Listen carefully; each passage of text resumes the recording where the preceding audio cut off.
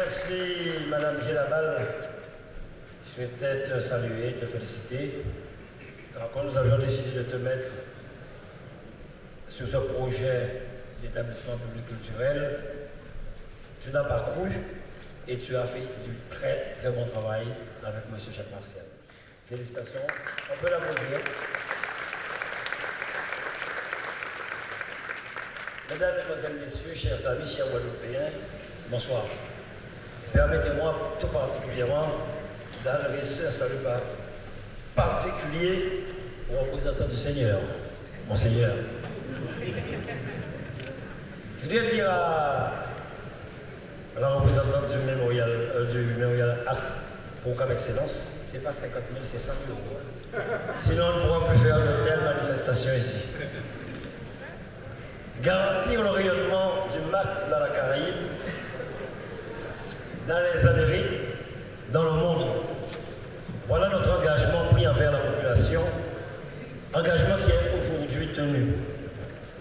En transformant le MACT en établissement public de coopération culturelle, nous avons renforcé l'identité guadeloupéenne tout en lui permettant de remplir sa mission et d'assurer son rayonnement dans le monde. C'est la traduction de notre forte ambition qui anime la collectivité régionale. Cette exposition est une invitation à s'embarquer pour un voyage de 500 ans. Cette exposition est une invitation pour un voyage au cours duquel nous ne cessons d'habiter des ancêtres imaginaires comme Aimé Césaire.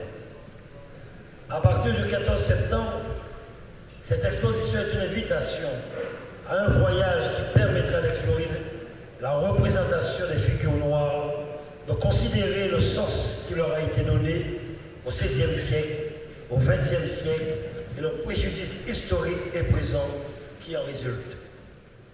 À travers les peintures, sculptures, photographies, documents d'archives rassemblés pour nous, cette exposition nous propose de découvrir l'évolution de la représentation des femmes et des hommes noirs dans les arts.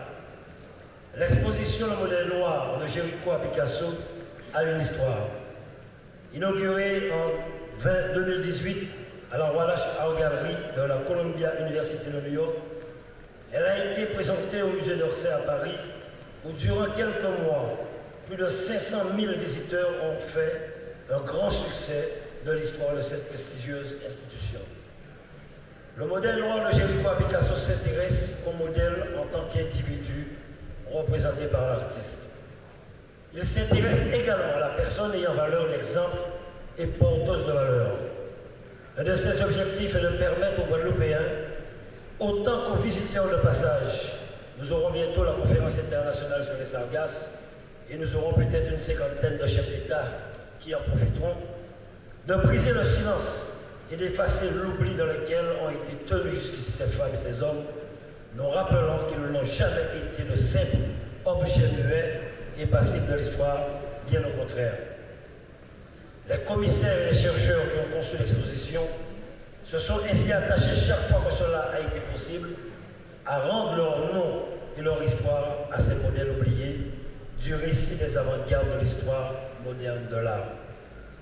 La Guadeloupéenne Madeleine la Négresse, dont Marie-Guillermine Benoît, en guise de manifeste révolutionnaire, réalise le magistral portrait dont s'empare la plasticienne guadeloupéenne Marielle Plaisir. En retrouvant son prénom et son histoire, nous devient familière et fait entrer différemment la Guadeloupe dans le récit national et dans l'histoire de l'art. L'acrobate d'origine haïtienne, le Nègre Joseph, célèbre modèle professionnel, ayant posé pour Géricault, Chasserio et pour Brune, n'habite plus un long silence anonyme. La Guadeloupéenne Adi Fidelin, compagne et muse de Marie, première femme de couleur à poser en 1937, en couverture du célèbre magazine du monde américain, Harper Bazaar, fait le lien entre elle, nous et l'histoire universelle. Le temps était donc venu de s'interroger sur le silence de l'histoire, de forcer ce vouloir obscur qui condamnait à l'anonymat. C'est ce à quoi sont employés le musée d'Orsay de Paris et la Wallace Art Gallery de New York en partenariat avec le Memorial Act. Ensemble, ces trois institutions se sont unies pour nous offrir une magnifique exposition en guise de miroir. Qu'elles soient remerciées. Elle nous invite à observer et interroger ces points aveugles de l'histoire, à réfléchir à l'engagement citoyen qui doit être le nôtre, de refuser toute assignation à invisibilité. Au contraire, de participer tous à la construction de vivre ensemble et de dialogue interculturel qui inclut toutes les composantes de notre cité et de la société. L'occasion est donnée à la population guadeloupéenne de s'approprier un ensemble unique de chefs-d'œuvre de l'histoire de l'art. Je suis particulièrement fier, cher président Georges Prudent, que cette exposition soit la première manifestation d'importance de l'établissement public. Avec notre EPCC, nous disposons d'une tête de réseau associant les principaux acteurs du territoire à la mise en œuvre d'une stratégie mémorielle commune. Nous devons nous servir du MACT pour nous projeter dans l'avenir.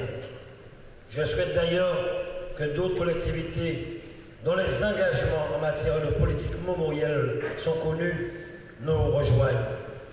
Je souhaite que l'université, le Grand Port Maritime, le comité du tourisme des îles de Guadeloupe soient associés dans des formes qui restent à définir à l'administration de cet établissement, dont l'ambition doit être aussi d'organiser d'autres manifestations de cette envergure. La culture, notre culture, n'est pas un accessoire ornemental. Nous pensons qu'elle est indissociable de l'action politique. C'est notre point de convergence reliant notre passé à notre avenir. J'invite la population guadeloupéenne à visiter en nombre cette exposition internationale venue jusqu'à nous et pour nous. Changer d'avenir, c'est cela.